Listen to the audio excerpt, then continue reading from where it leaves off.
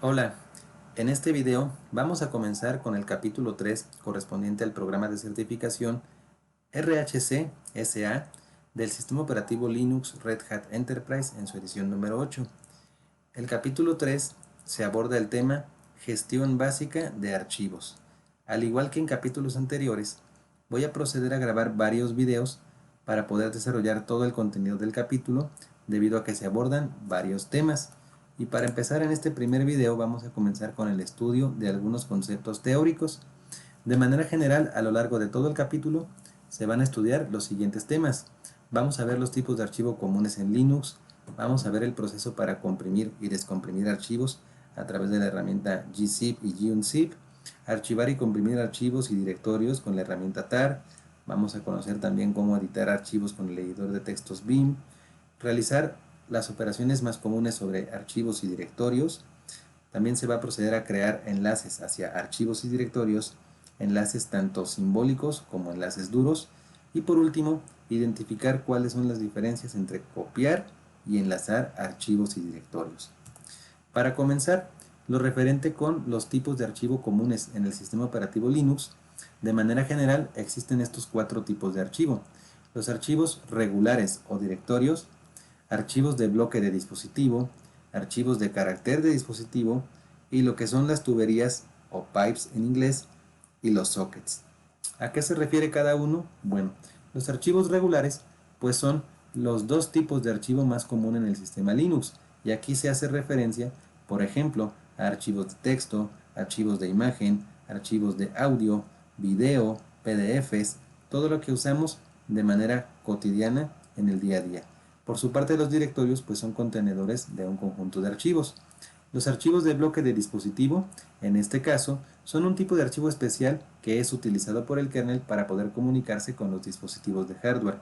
Estos tipos de archivos de bloque de dispositivo tienen relación con los controladores de hardware del sistema operativo. Los archivos de carácter de dispositivo, aquí este tipo de archivos son como un acceso directo que va a estar apuntando hacia un determinado archivo o directorio, pero ¿de qué tipo? Hacia un archivo directorio de tipo bloque de dispositivo. Y las tuberías o pipes en inglés y los sockets son utilizados para realizar tareas de intercomunicación entre procesos. Por ejemplo, el uso más generalizado que se le da a las tuberías es para pasarle como entrada a un comando B la salida de un comando A. Por su parte, los sockets nos permiten establecer conexiones a nivel de red. Nos permiten, por ejemplo, abrir un puerto y estar a la escucha de peticiones, responder a una solicitud. Todos los procesos que requieran algún tipo de comunicación a nivel de red se pueden implementar a través de sockets. Y para cerrar con esta lámina, una nota importante es que en el sistema Linux, a diferencia de otros sistemas, no se necesita un tipo de extensión para identificar un determinado tipo de archivo. Para tales efectos se dispone de dos comandos en particular, el comando file y el comando stat. Los archivos regulares.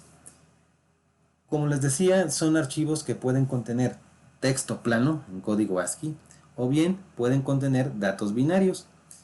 Si se hace referencia a datos binarios, pues también se habla de los comandos tanto de nivel usuario como de nivel administrativo. Todos los comandos que se encuentran en el directorio userbin y usersbin son archivos regulares cuyo contenido es binario. Y si se hace un listado de ese tipo de archivos a través del comando ls-l, la forma para identificar los archivos regulares es porque empiezan con un guión medio en la primera posición del campo de la columna permisos. Por ejemplo, aquí en el gráfico se ve que este archivo anaconda.cfg pues es de tipo regular porque se identifica con este guión medio. Más acerca de los archivos regulares, como les decía, existen dos comandos en Linux que nos permiten identificar o determinar el tipo de un determinado archivo. Por ejemplo, aquí está el comando file sobre el archivo anaconda.cfg, nos devuelve como resultado que este archivo pues es de tipo código ASCII, de tipo texto plano. Por su parte, el comando stat, que significa status, nos devuelve un poco más de información. información que de manera general se consideran metadatos del archivo.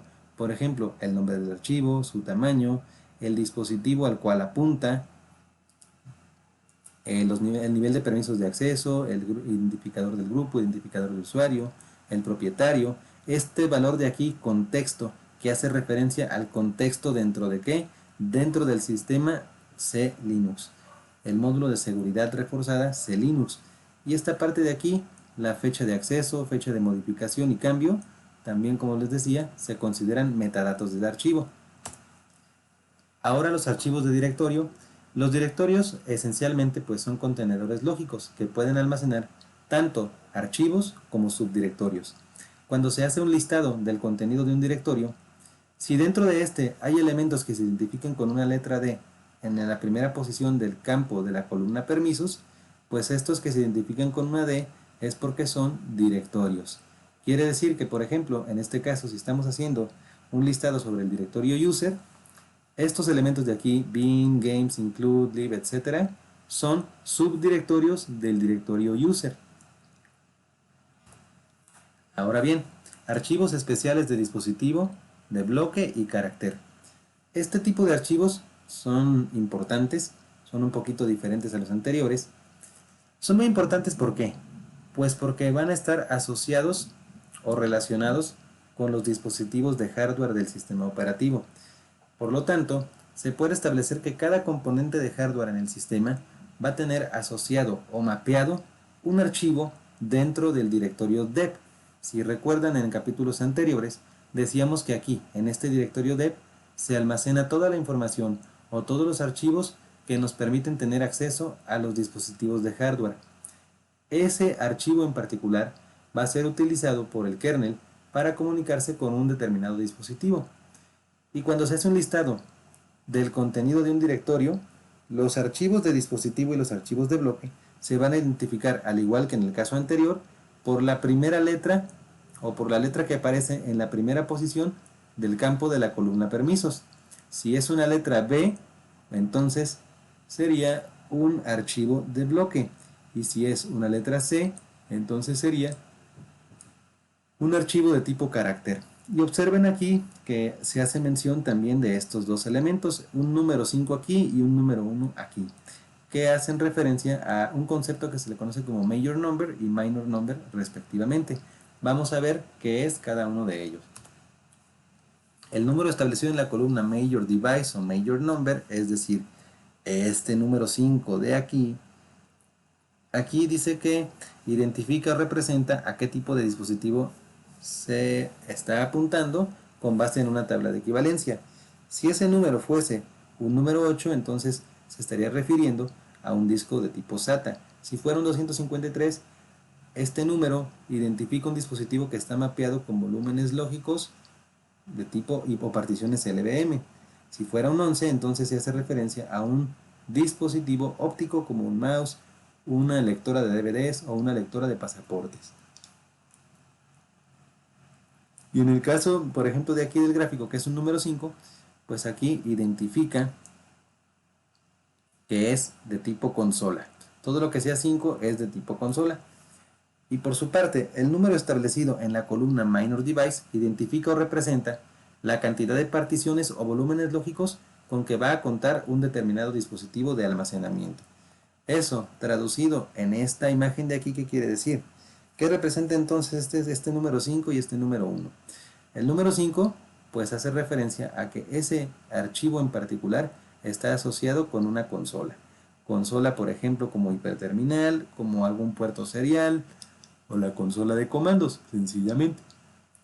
Y el número 1 pues nos indica que solamente es una consola. Por su parte aquí, ls-l sobre el directorio dep y los archivos sd, aquí vemos que se identifican con un major number número 8. El major number 8 pues hace referencia a discos duros serial ATA. Y por su parte este 0 de aquí, el 1 y el 2 pues identifican las particiones que tiene asociadas. Aquí es un 0 porque SDA solito representa como tal al disco duro. El número 1 representa la partición SDA1 dentro del disco duro. Y el número 2 representa la partición número 2 del dispositivo SDA en su partición número 2. Por último, para terminar con este video, el concepto de link o enlace simbólico. Se dice que un link simbólico se puede considerar como es un equivalente a un acceso directo en el sistema operativo Windows. Un acceso directo que va a apuntar bien sea hacia un archivo o hacia un directorio.